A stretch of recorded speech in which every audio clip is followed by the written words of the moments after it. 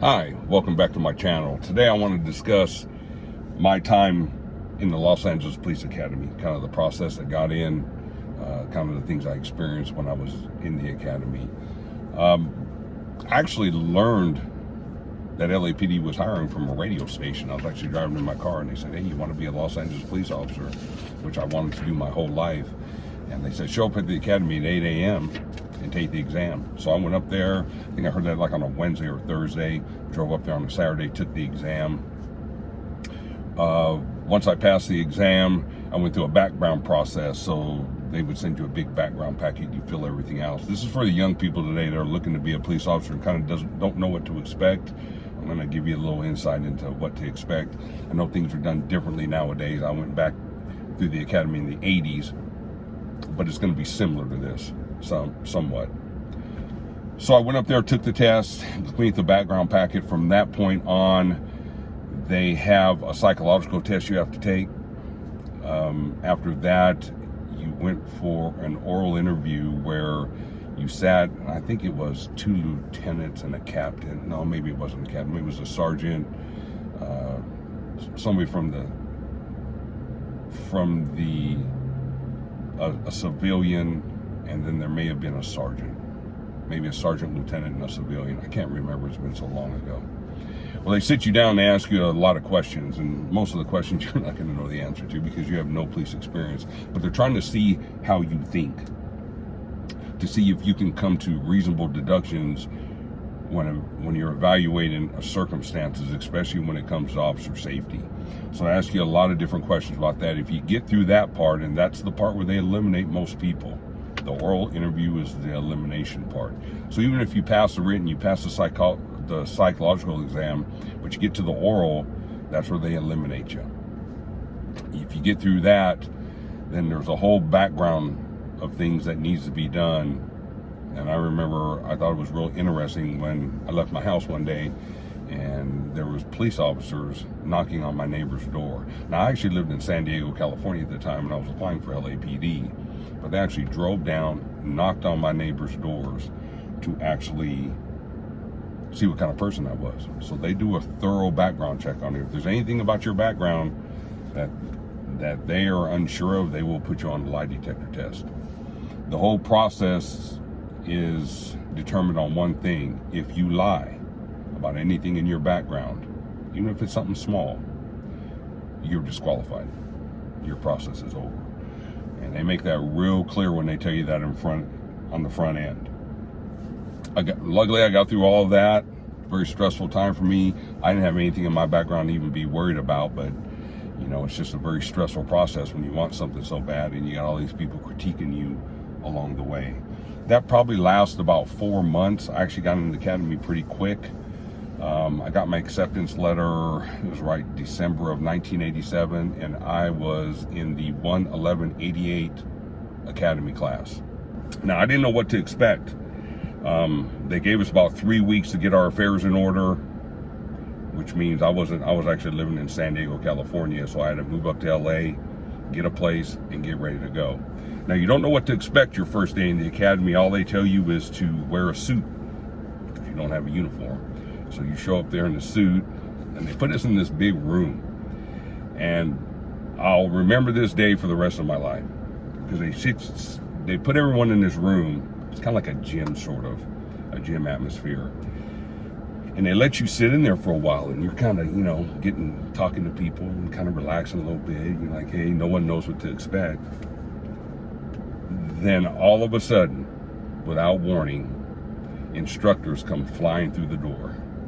And they're flying through the door and they're screaming and yelling. Now, if you're a young kid who's never been in the military or have any experience like that, it's kind of shocking. So they're trying to get you in columns of 4s, tallest to the smallest. And most of us didn't even know what the heck that was.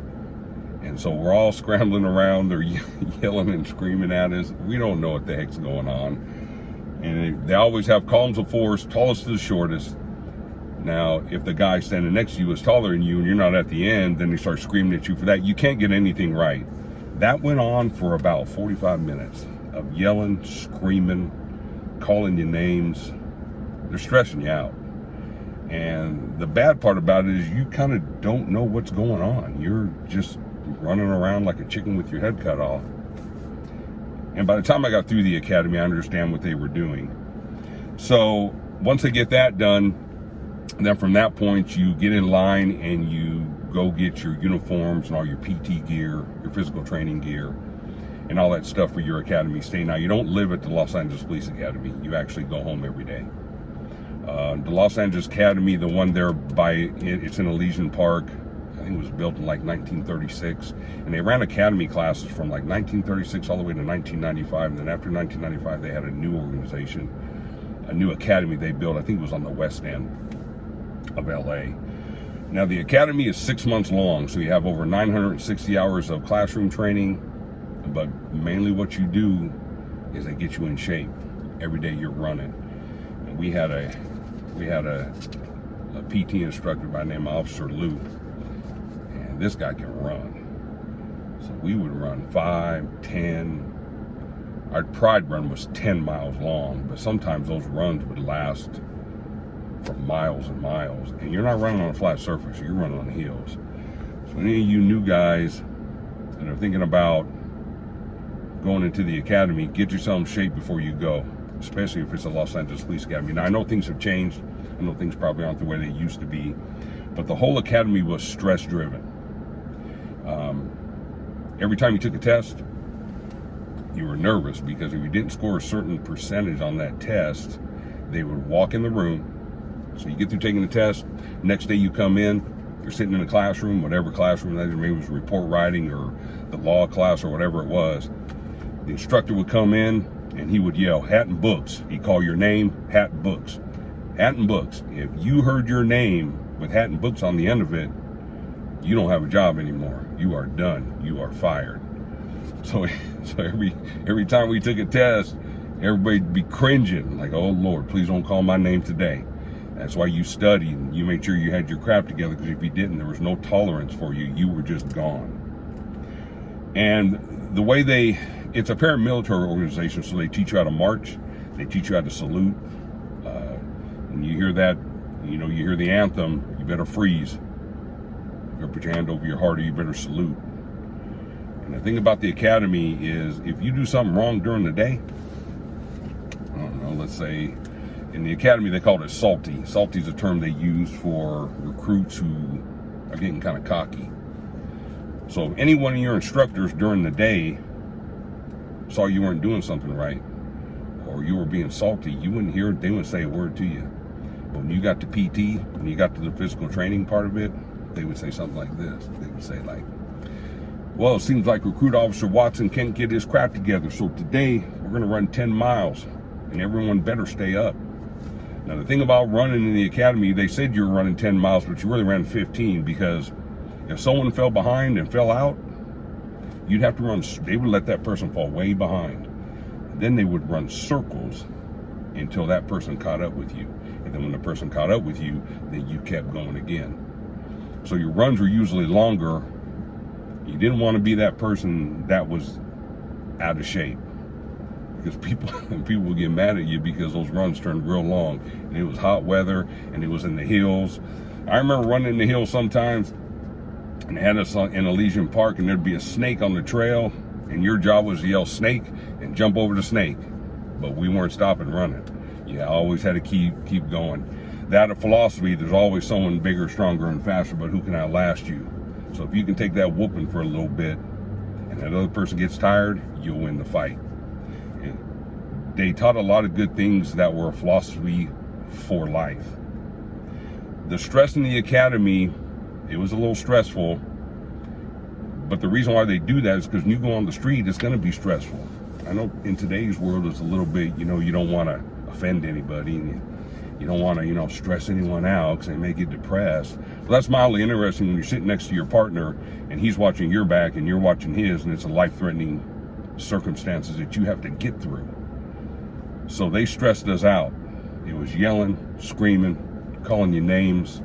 They made sure when you graduated, you were prepared and in shape and confident. Not cocky, but you were confident.